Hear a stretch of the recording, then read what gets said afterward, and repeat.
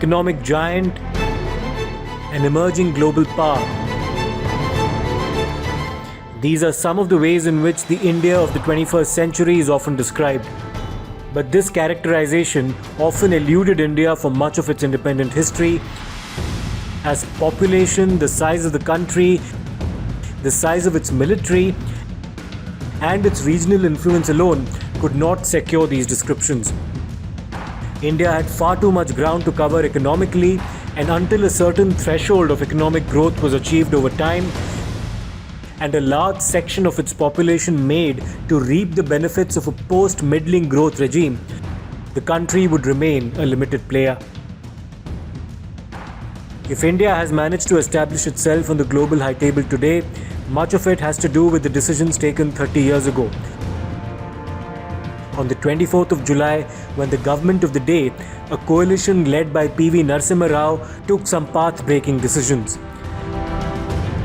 India liberalised its economy and took critical initial steps towards the dismantling of the license permit Raj system that had crippled growth over the years, made red tape and lack of progress a feature of India's bureaucracy, and stifled entrepreneurship to the extent that many qualified Indians felt compelled to leave the country for better opportunities elsewhere. Just to get a perspective of how much our economy had sunk, India's share of the global GDP was 24.4% in 1700 AD, and colonial rule ensured that this fell to just a little over 4% by the time we became independent. Following a policy of strict government control and regulation of the economy well into the 70s and the 80s, India's share of the global economy was just 3.1% in 1973. By 1998, 7 years after liberalisation, this had grown back to 4.1% and stood at 7.3% in 2017. But liberalisation, which came in 1991, was also forced by circumstances. India was experiencing a serious balance of payments crisis. As Vinay Sitapati writes in his biography of Narasimha Rao, Half Lion, barely 2 weeks after Narasimha Rao took over as Prime Minister, armoured vans picked up 21 tons of pure gold from the vaults of the Reserve Bank of India in South Bombay, which were then flown to the vaults of the Bank of England in London. This was India mortgaging its gold to secure loans to pay off its outstanding debts. In June 1991, India's foreign exchange reserves had virtually dried up, with enough available for just 2 weeks of imports. The finance minister at the time, Dr. Manmohan Singh, summed up our problem during his budget speech on the 24th of July.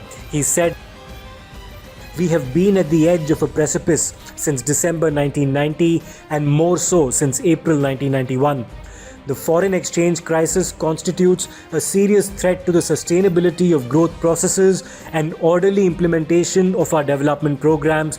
He added, saying, "The people of India have to face double-digit inflation, which hurts the poorer sections of our society. In sum, the crisis in the economy is both acute and deep.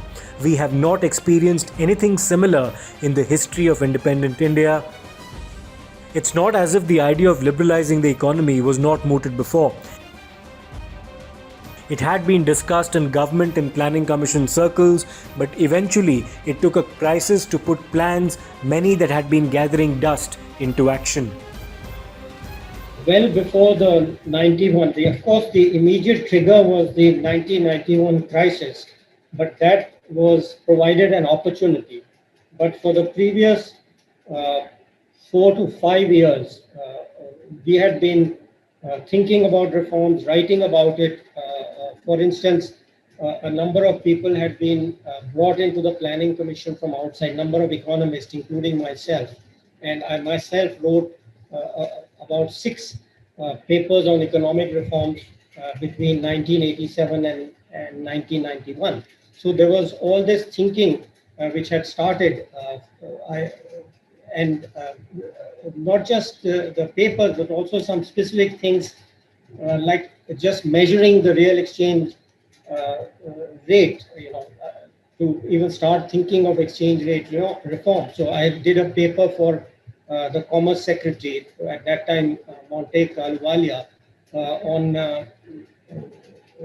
on how to actually measure the real exchange rate, and in that paper itself, I suggested taking a phased approach to foreign exchange reform, for example, by doing a dual exchange rate. So that was the first time I suggested on the record a dual rate exchange rate system.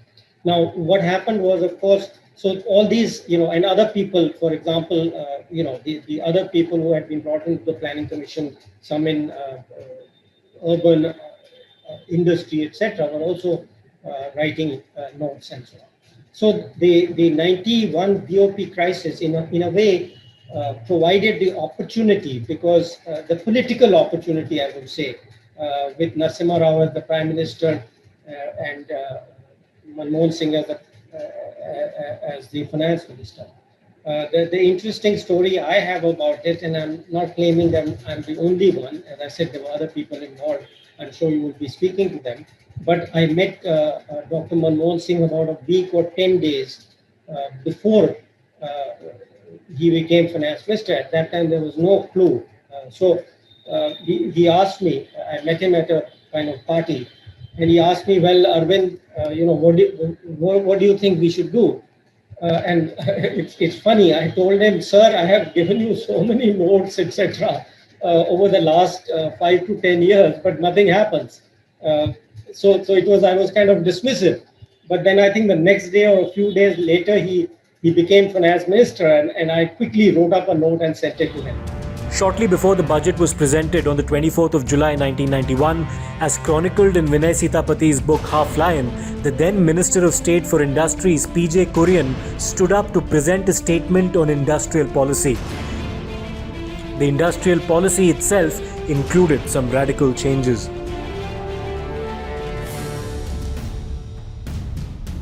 And then it was time for Manmohan Singh to outline to the people the landmark changes being brought about. These included an overhaul of the export and import policy, the reduction of import licensing, aggressive promotion of exports, freeing up capital markets, reduction of tariffs, among other decisions. सरफरोशी की तमन्ना अब हमारे दिल में है, देखना है जोर कितना बाजुए कातिल में है. These were reforms undertaken during a coalition government and required enormous political will, which came from the then Prime Minister Narasimha Rao. China under Deng Xiaoping had begun liberalizing its economy in 1978, but it was no democracy. In India's case, there was much resistance and skepticism both before and after that had to be dealt with. When it happens, people think it's so easy, a year or two afterwards. But I remember every single reform that we did was criticized, over that decade. Every single reform. I still remember there was some leftist or other economist who criticized in one way or other, blaming it on the IMF, the World Bank, blaming somebody out there for doing it. And after a year or two, when none of the negative effects which these people predicted came through, they always claimed, they even went so far as to claim that, we were always expressing it. So that's one thing. So at that time, when you are forced to do the reforms, the political stuff is very important. So from the beginning, I have said that there were really 4 layers in this whole process. The PM, Narasimha Rao, to provide the political perspective or the political flack he had to take. The finance minister who, as a member of the cabinet has to convince his cabinet colleagues. Every major step has to be approved by the cabinet. And then there is the bureaucratic level where, where at least in the finance ministry, of which I was most familiar, as against, say, industry ministry, where some of the industrial reforms were done in the beginning. The finance ministry, I think, Mr. Montek Singh Ahluwalia played a critical role, in working out they were, just to give you one example, I was a member of almost 100 committees in my time during finance ministry. And why? Because one had to push that stuff through the system. It didn't just happen. When it happens, it's such an easy decision, but there was a huge bureaucracy. Everybody was opposed to it.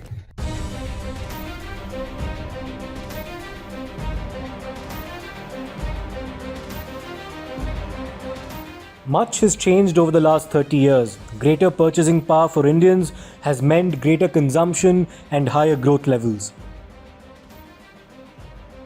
The numbers speak for themselves across sectors, across consumption patterns, accessibility to services, diversification of options, and the changes seen in patterns of employment as well, amid large-scale migration over the years from rural centers to urban towns and cities.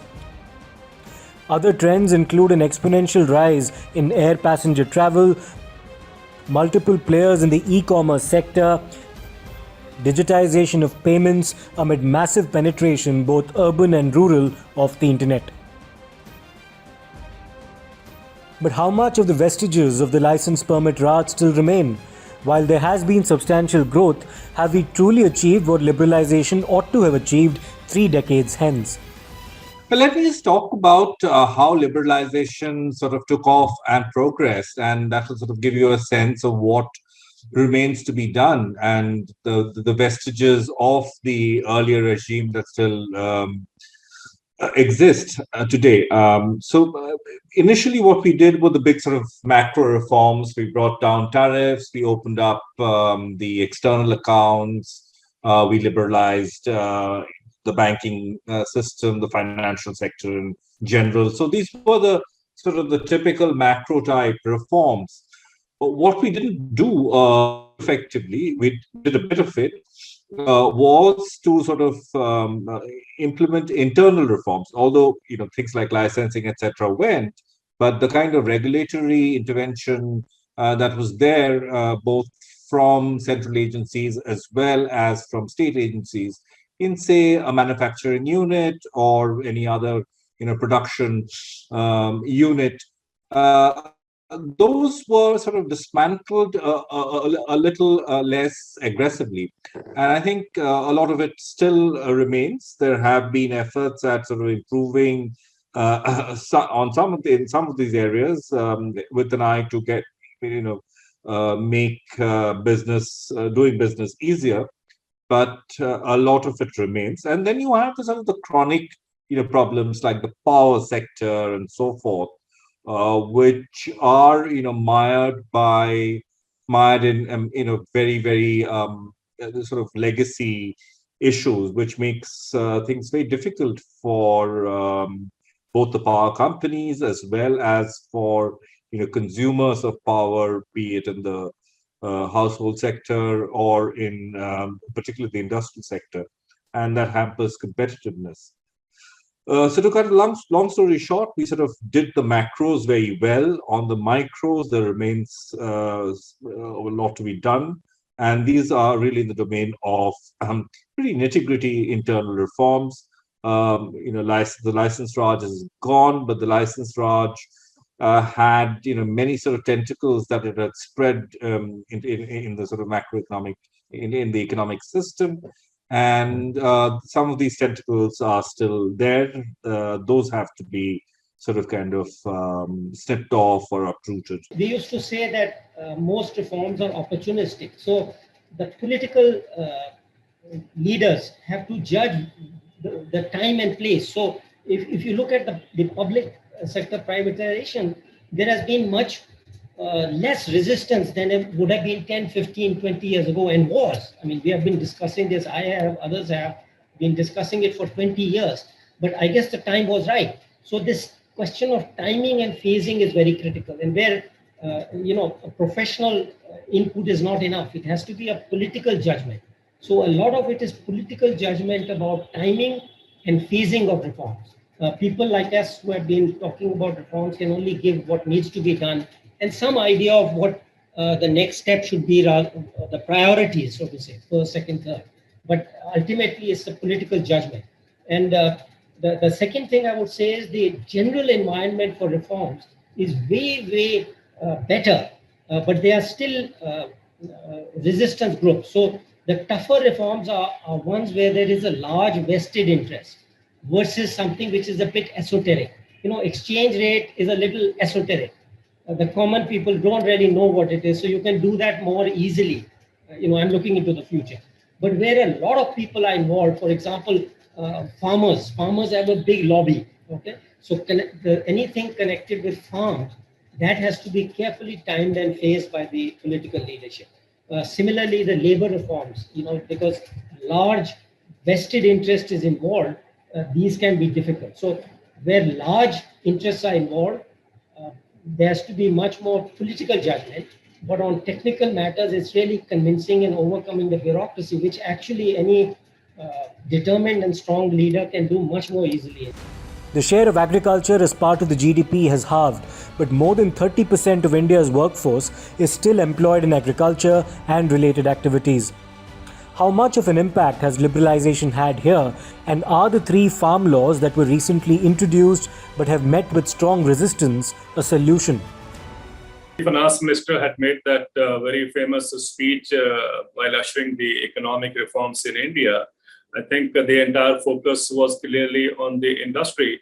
And as far as agriculture was concerned, the finance minister had said in his speech that agriculture being a state subject, he would leave it to his colleagues in the states to take care of agriculture.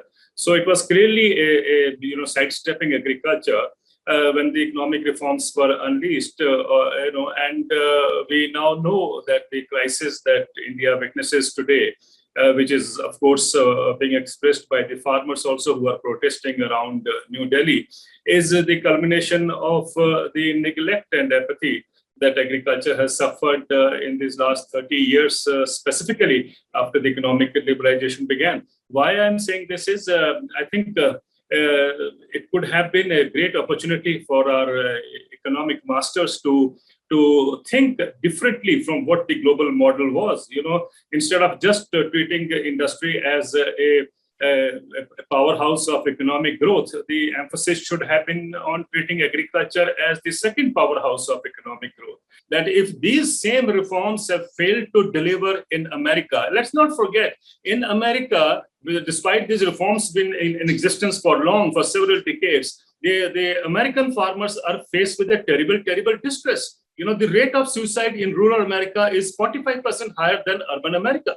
The farm incomes have been declining over the years in America. Farmers have quit agriculture. Today, only 1.5% of the population in America lives on agriculture or is engaged in agriculture. These economists, I think they promote that markets are the best judge. I don't know why their own salaries are not linked to markets. If they are so confident about the markets giving a better price to farmers, I think it should start with themselves first. Why don't they link up their salaries or their incomes? They all get assured income. Why don't they link up and demonstrate that, link up their income with the markets and then demonstrate that markets are a better judge? I think that's I think the first step that we have missed out in this entire debate, and we believe that farmers are going to benefit from the opening up of the farm sector. Something that, as I said repeatedly, it has failed. We've now been in the midst of a COVID-19 pandemic for more than a year and a half, with each year witnessing the crippling effect on the Indian economy before the easing of restrictions has provided some relief, but not enough. Amid the pandemic, the Prime Minister, Mr. Narendra Modi, said that Atmanirbharta should be an objective to strive towards and something India had the potential for. It did not imply isolation from the world economy, but being integrated while being self-reliant. How realistic amid the current economic circumstances is this ideal? There are 2 views. One is, of course, this view that we need to stay open and sort of become a part of a global trading order. That's all very fine, but things have changed in terms of what is happening in the globe, around the world, around the globe, in terms of what other countries are doing in terms of greater protection and so forth. So in this context, in this changing context, some amount of self-reliance and looking at internal markets, as well as trying to strike a balance between internal and external markets, is a laudable goal. So first, we need to define what we mean by Atmanirbharta. But I think it all sort of boils down, the success of Atmanirbharta or what have you, self-reliance with some degree of external orientation, all this is dependent on the cost and efficiency of doing business. So we come back to the various pending reforms that are needed to make business more efficient and make production less costly. And we go back to the old laundry list of reforms. The journey towards liberalisation, many would say, began belatedly, but it's been a start that has reaped significant rewards. Much still remains to be done, however. How do we go from here?